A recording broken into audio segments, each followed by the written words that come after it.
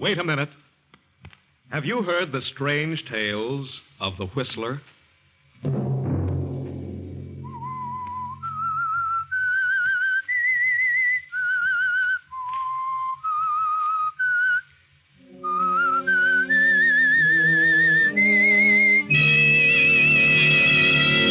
I'm the Whistler. You cops are going to be on the scene of a crime instead of coming in after it's all over. Tonight, I'm going to do a little exterminating. Sunday night, and again CBS presents The Whistler.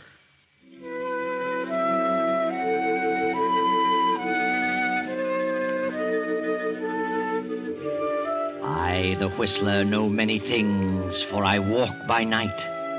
I know many strange tales, many secrets hidden in the hearts of men and women who have stepped into the shadows. And so I tell you tonight the story of the Double Cross. It is Christmas Eve in the big, lonely city of New York. Outside, the snow falls in huge floating flakes. Inside an apartment, young Joe Blake sits on the floor before a small Christmas tree with his 4-year-old nephew, Timmy. Joe's sister died 2 years ago, and for a while the child's father tried to look after Timmy. But being a detective lieutenant, the father, Steve, found it almost impossible. A year ago, young Joe had become involved with some hoodlums and would have gone to reform school but for Steve's intercession. Joe has kept out of trouble since then and has been living with Steve and taking care of the apartment and little Timmy. When will Santa Claus come, Uncle Joe? Well, I don't think he'll come until you go to sleep, Timmy. How's he going to get in? Well, he comes down the chimney. What chimney? I never thought of that. Well, maybe he comes through the window. They're all locked, Uncle Joe. Well, I'll open one after you go to bed, kid. He'll get in. Don't worry about that. Open the biggest one. The biggest one? Why? Well, I saw Santa Claus, and he's fat. And a pony is big, too. Oh, I see. Well, I don't know about the pony, Timmy. Kind of scarce these days. Huh? Well, ponies are kind of extinct. Well, I could keep my window open. No one would smell them. Wouldn't you like to have a train just as well? If you don't get a pony, huh? Mm-hmm. Attaboy, Timmy. Well, you better go to bed now. It's after 11, and old Nick won't come unless he's sure you're asleep. How about it? When is Daddy coming? Oh, he'll be along soon. Come on, Timmy. You're going to turn in.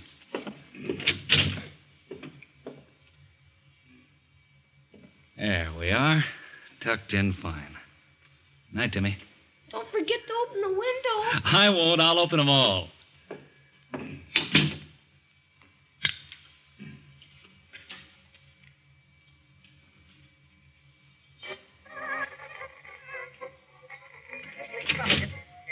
Police call's on the other end of the dial, Joe. Huh? Oh, hello, Steve. I didn't hear you come in. Let me help you. I wasn't looking for the police call. No? I just put Timmy to bed. Why so late? Oh, he wanted to see Santa Claus. He's going to be kind of disappointed in the morning. How so? Well, it's a pony. Well, maybe you can buy him one, Joe. Are you kidding? No. I don't get it. What's the matter with you, Steve? Something go wrong tonight? Have you been here all evening? Why, sure. Haven't been out. Don't I always stay with Timmy when you work late? You didn't slip out for an hour or so while Timmy was asleep, huh? No, why should I? But you could have. Sure I could, but I didn't. Joe, when I got you out of that last scrape, I did it because I had a lot of faith in you. In your promises. I still don't get it. I was the one who got you that relief job in that department store. I vouched for you. I know that. What about it? Somebody opened the store's safe tonight. Somebody with slick fingers. Sensitive fingers like yours, Joe. What? Why, I've been near the store since noon. You sure? Certainly, I'm not crazy. I've had my lesson. I wish I could believe that. I swear I haven't been out of this house. Why should you try to pin anything like this on me just because I'm working there during the holiday season? I'm not trying to pin anything on you. Just has all the earmarks of your abilities to open a safe. That's not fair, Steve. I'm through with that kind of stuff. I got plans. I'm going to make something useful of myself. You're sure you weren't out of this place? I swear I wasn't, Steve. I swear it. Okay. I'll take a chance on it. I'm not on the case, but I heard about it. Now, look, they'll start checking on all the records of guys like you, and they'll probably drop around to see you tomorrow. I didn't leave the house, Steve. I didn't. Okay, but you got to have an alibi. Well, Timmy was here. Timmy's a baby. He won't count. Oh, hello, Steve. Why, evening, Captain. Come on in. Yeah. You know my brother-in-law, Joe. Yeah, I remember him. What can I do for you? Sit down. I was just ready to turn in, but sitting around reading for a couple of hours. Kind of drowsy. Yeah? How long you been here, Steve? Oh, I got off duty at 8. Been home since 8:30. Why? How long has Joe been here? Oh, he was here when I came in. He's been here all evening. Hasn't been out? Certainly not. What are you getting at, Captain? Joe's been working mornings at Shelby's department store, hasn't he? Yeah, that's right. Well, their safe was open tonight around 9:30. They closed at 7:30. I thought we'd check up on the boys with sensitive fingers. Joe? Why, he hasn't been out of the house. I'll swear to that. You will? Certainly I will. Joe's through with that kind of stuff. Yeah? Well, then how would you explain this, Steve? Why, where'd you get that cigarette case? Wait a minute. Let's see that. Sure. We found it beside the safe. Joe, this is the case your sister gave you a year before last. I had your name engraved on it. Yeah, but how'd it get there? I've never been near this store safe. No? Well, I suppose you just lost it somewhere. When did you see that case last, Joe? Oh, yeah. I had it this morning. As a matter of fact, I hadn't missed it. You expect me to believe that, Steve? No. And you expect me to believe that you were here all evening? No. You dirty little rat. You did pull that job. No, I swear I didn't, Steve. I swear it. You know what this means, Steve? You haven't been here all evening. You're lying. You're trying to furnish an alibi for Joe. Do you know what that means? Yes, I know what it means. Sneaking little crook. I believed in him. Get him out of here. Get him out before I break his neck. Steve, please, listen. There'll be a hearing about you, Steve, in the morning.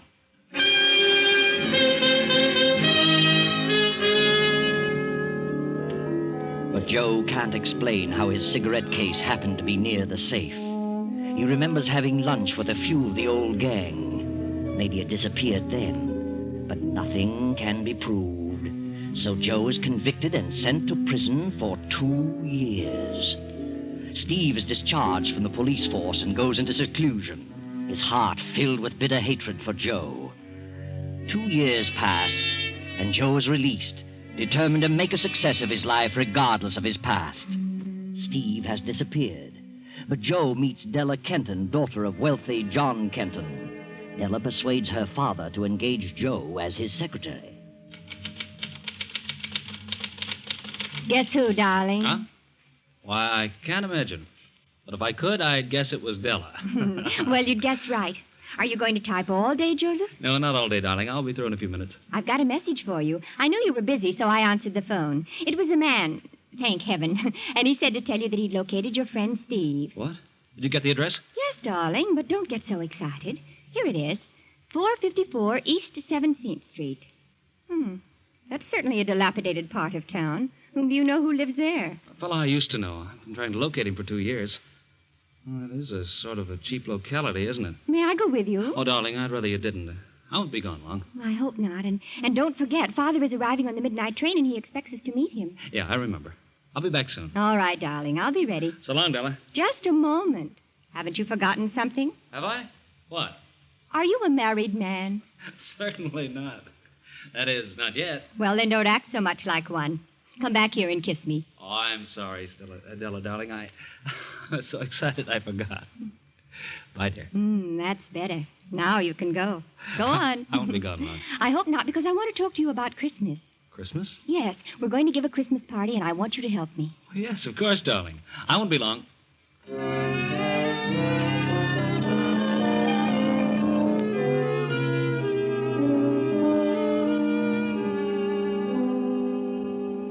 Timmy. Well. How are you, baby? Huh? What do you want? Why, Timmy, don't you remember me? It's your Uncle Joe. Oh, gee, it's good to see you. Uncle Joe? Gee, Uncle Joe. By golly, I've been looking for you and your dad ever since, well, for over a year. Where's your dad? I don't know. Someplace, I guess. Yeah? How long you been in this place? Oh, a long time. What's Steve doing? I don't know. It's almost Christmas again, Timmy. Remember that last Christmas when you wanted a pony? What would you like to have most this Christmas? Huh? How'd you like a bicycle or a pair of skates? Or... Hey, what's wrong, Timmy? Why are you crying? I I'd like to have a bicycle, Say, but what are you doing in bed at this time of the afternoon? I couldn't ride a bicycle. Timmy, what is it? Tell me, baby. I don't know, Uncle Joe. I just can't walk. When did this happen? Last summer, first my foot wouldn't work, then my leg wouldn't work, and... Oh, Timmy. But I'll be all right pretty soon. As soon as Pop gets the money for the operation. Of course you will, Timmy. You'll be all right in no time at all. Well, that must be Steve now. I'll close your door for a minute, Timmy. I want to talk to Steve. You'll come back, Uncle Joe? Yeah, I'll be back a lot now. Hello, Steve. What are you doing here? Who let you in? I walked in. Door was open. Well, it's still open.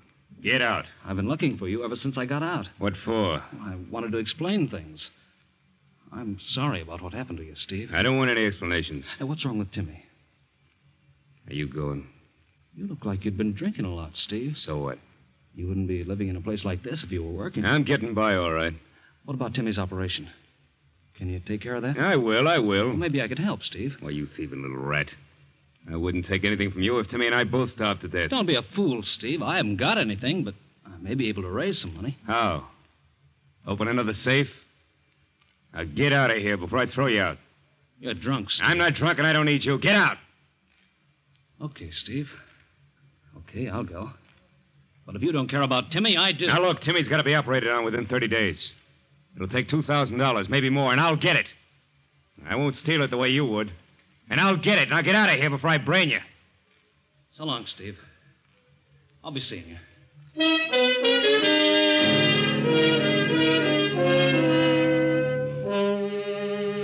Dusk has descended as Joe leaves the cheap apartment and drives to the palatial estate of his fiancée, Della.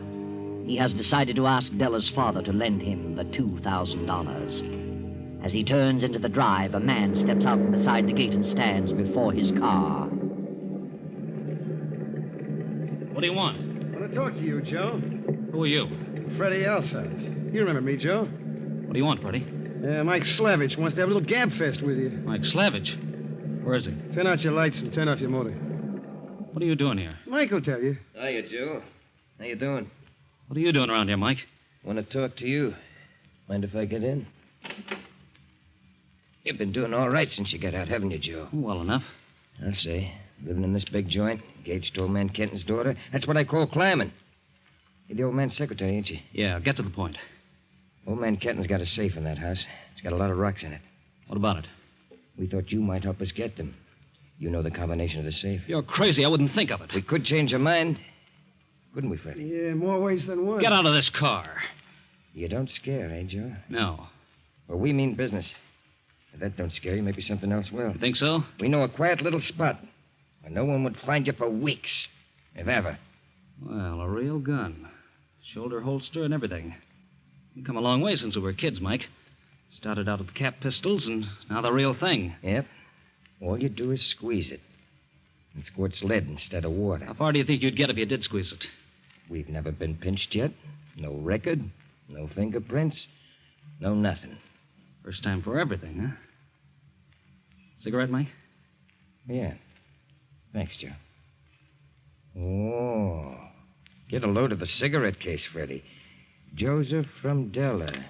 Fancy stuff. Well, how about it, Joe? Well, looks like I'm stuck. I think you guys mean business. What's your plan?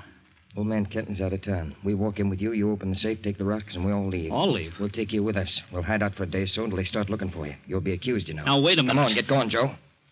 Out of that car and up the drive.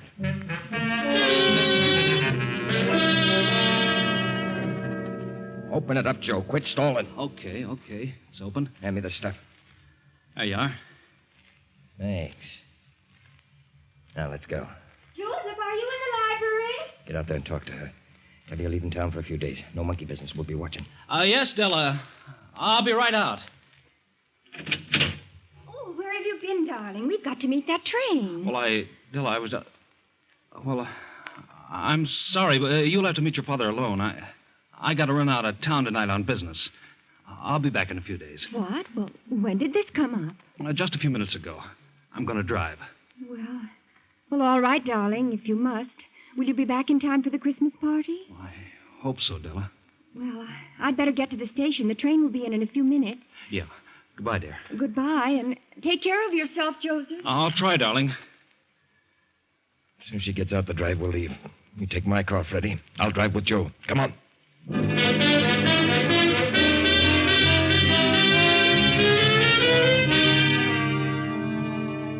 Now, 2 days later, the story of the jewel theft breaks in the newspapers.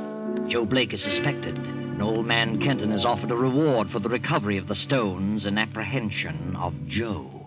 Gee, Mike, he's offering $10,000 for the recovery of the rocks and $2,500 for the capture of Joe. I see.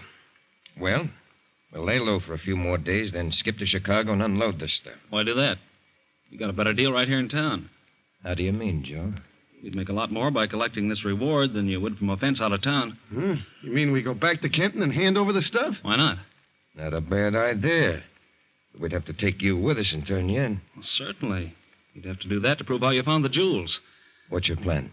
Oh, look. You guys are a couple of private detectives, and you read about the reward, see? You just happened to spot me and grab me. Brought me back to Kenton.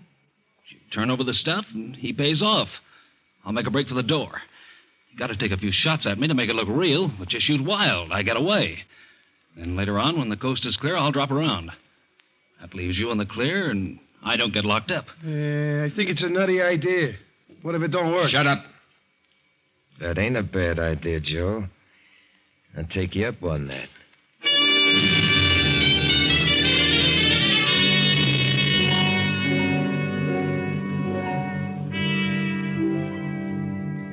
So, Mr. Kenton, me and my partner read about the theft and saw this guy's picture and happened to spot him in this lunchroom, so we nabbed him. Well, here he is, and there's all your jewelry. Yes, this is all here, every bit of it. Check it over, Della. See if your jewels are all there. Yes, Father. Nothing of mine is missing. Very well. I suppose you want the reward? Well, after all... I'll give you this check for $10,000 now for the return of the stones, and I'll withhold the $2,500 until he is booked by the police and locked up. Well, okay, but we captured him. What more do you want? I prefer it that way. I want to be sure that he's locked up, and if he gets out in 20 years, it'll be too soon for me. You certainly pulled the wool over my eyes. And when I think that Della might have married you, an ex-convict. You can't always judge a book by its cover. It doesn't seem possible I could have been such an utter fool. You got a lot of things to learn, Della. The sooner you get him out of here, the better. Well, here's your check, and So when... long, Della. He's getting away! Come back here. Why, He's locked it from the other side. he won't get far. I must have hit him. Call the police. Never mind. We'll get him. The $2,500 belongs to us. Come on, Freddie, out this window. He won't get far. Do you think you hit him, really? No, I missed him deliberately. Shot high. Now that I think about it, I'm just a sap. That was our chance to get rid of him. So illegally. He knows too much. I don't trust him. Yeah, but we ain't really cops. So what? Any citizen's got a right to catch a fugitive. Come on, we're going to get that baby.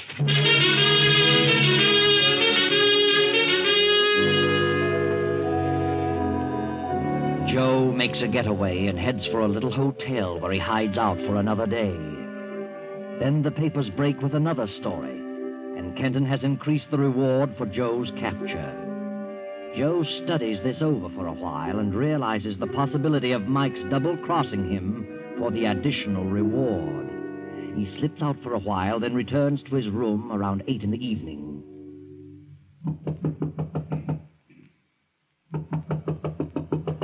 Who is it? Open up or I'll kick it down. Steve. Well, so here you are, the rat himself. What do you want, Steve? What do you think? Are you back on the force, Steve? I will be when I get through with you. Because of you, I got kicked out. And now you're the one who's going to set me back in harness again. Funny how things work out. Oh, you know about the reward, do you? Yeah, I do. Once a crook, always a crook. I knew you'd pull something sooner or later. How's Timmy? He's just going to be fine in a few days. What do you mean? He can have that operation now. Oh, good. I'm glad to hear that. You're not half as glad as I am. And the thing that pleases me most is the way I'm getting the dough. Boy, this rap is going to send you away for 20 years. So what? Get your hat and start walking. And don't try that fade-out stuff on me, because I like you so much, I'd as soon plug you as look at you.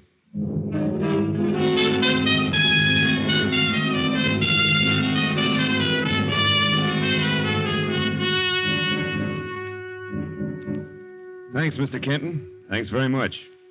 I wouldn't have come out so soon, but, well, this money's a lifesaver. How's that, Bradley? My kid, Timmy's got to have an operation, and I didn't have a cent.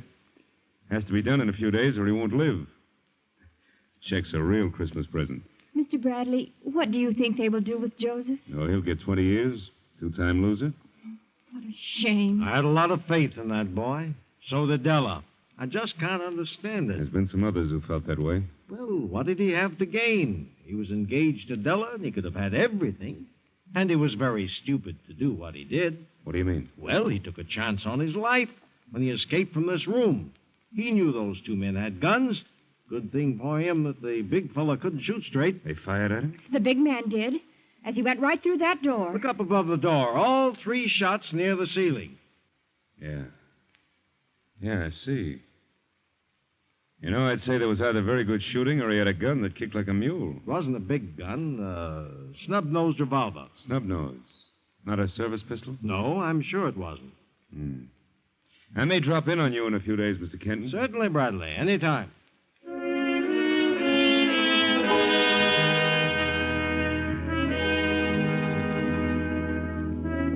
I want to ask you a few questions, Joe. Did you collect the reward? I did last night.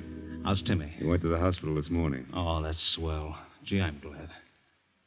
Well, what do you want to know? He didn't pull his job alone, Joe. How did you arrive at that conclusion? Who were those guys who captured you? Said they were private detectives. One of them was a swell shot. He placed every slug in the same spot, above the door, deliberately. They were in this with you, gagged to cop the reward that was sure to be offered. Otherwise, they'd have popped you in the doorway, you were to get away, and then all meet later and share the proceeds. Yeah? But in the meantime, they changed their minds, Joe, and decided to cut you out. They double-crossed you. What do you mean? How do you suppose I knew where you were hiding? A guy phoned me and tipped me off. They figured they had no police record. Nothing you could say would implicate him. They're safe. Why attempt to shield a double-crosser? That's just what I figured those rats would do. You might as well spill it, Joe, and determine to crack this case. Yeah? What would happen if you cracked this one and another one besides? Set you up as a lieutenant again, wouldn't it? Yeah. Okay. I was forced to open that safe at the point of a gun. Tell me another one, Joe. If you want to grab the other 2 guys, I'll make a deal with you. A deal? Let me talk to your fingerprint expert and get me out of this cell. Are you kidding? I want you to take me to Old Man Kenton's. There's a Christmas Eve party going on there tonight. I wouldn't trust you across the hall. It means just as much to you as it does to me, and probably more. I'll guarantee results. Okay. What's your plan? I'll tell you on the way out to the Kenton place. All right. Hey, Sergeant, let us out of here.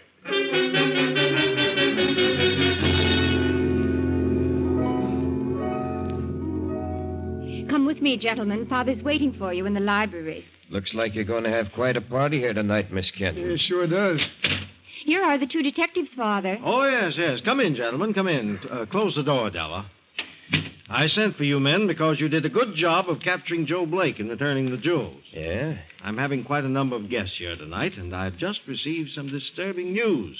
Joe Blake has escaped. Escape? Holy mackerel. He may make another try to steal the jewels while we are occupied with our guests. Oh, I see. You want us to see that nothing happened. I want you fellas to stay here near the safe, and if he does come, grab him. Sure. You won't have a thing to worry about. Good. Come along, Della. Our guests are beginning to arrive. All right, everybody, don't make a move. Father! Lay your guns on the desk, boys. Thanks. Get over the other side of the room, Della. You too, Kenton. Things might happen. What's on your mind, Joe? Spread your hands flat on that desktop, Mike. You too, Freddie, and keep them there. Make one move, and I'll drill you both, you dirty double-crossing rats. Forced me to open the safe at the point of a gun, and tipped off the cops so to find me.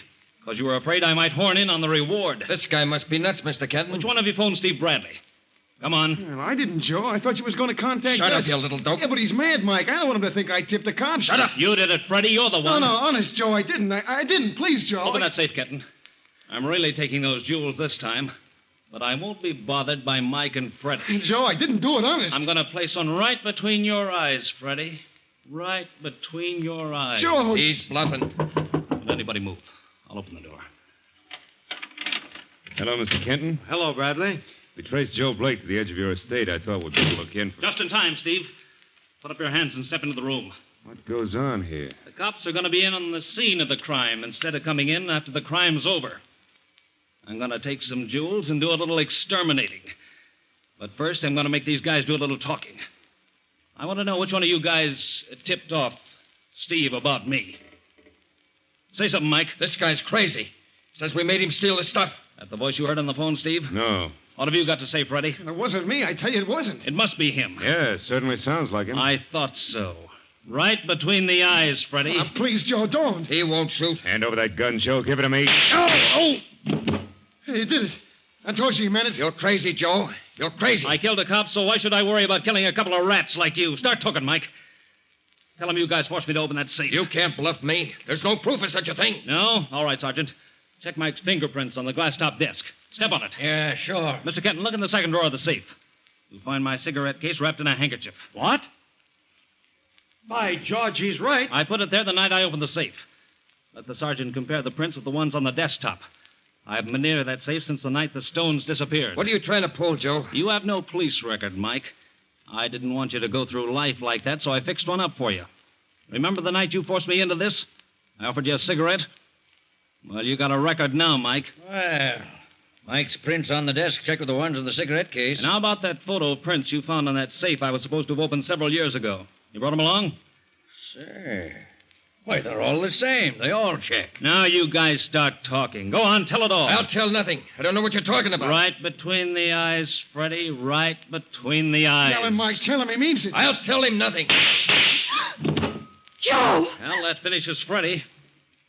Are you ready to talk, Mike? Yeah, I'll talk, Joe. I'll talk. You robbed that department store. You planted my cigarette case there. You copped it at the lunchroom, didn't you? Yeah, that's right. I had nothing to do with that job. And you did force me to open this safe, didn't you? My cigarette case proves that. Yeah, that's right. I'll admit it. You're innocent, Joe. All right. There you are, Steve. You can get up now. Yeah. Very nicely handled, Joe. Hey, I thought you was... I've been framed. Pour some water on Freddie. Joe was using blanks. Hey, Joe.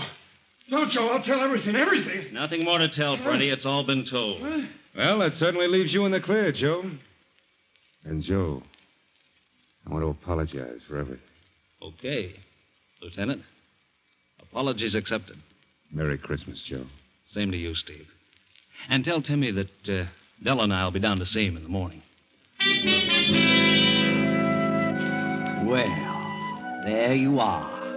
Everything worked out very nicely, just as everything should, but seldom does. But there's something I should explain about the person who tipped Steve off as to where to find Joe. It wasn't Mike, and it wasn't Freddie. No, it was Joe himself. It was Joe who phoned Steve, knowing it would give Steve an impetus, a new start in his career of sleuthing. And it really worked.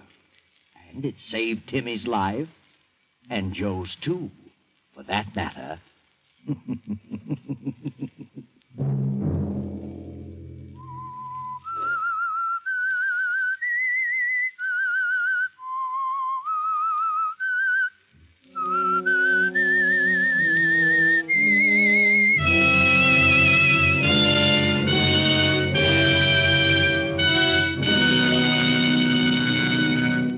CBS has presented The Whistler.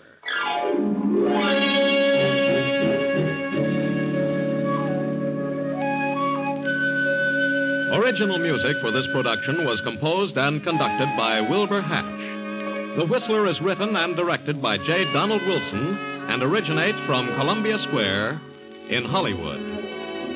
Next week at 9:30... I, the Whistler, will return to tell you another unusual tale. Good night. This is the Columbia Broadcasting System.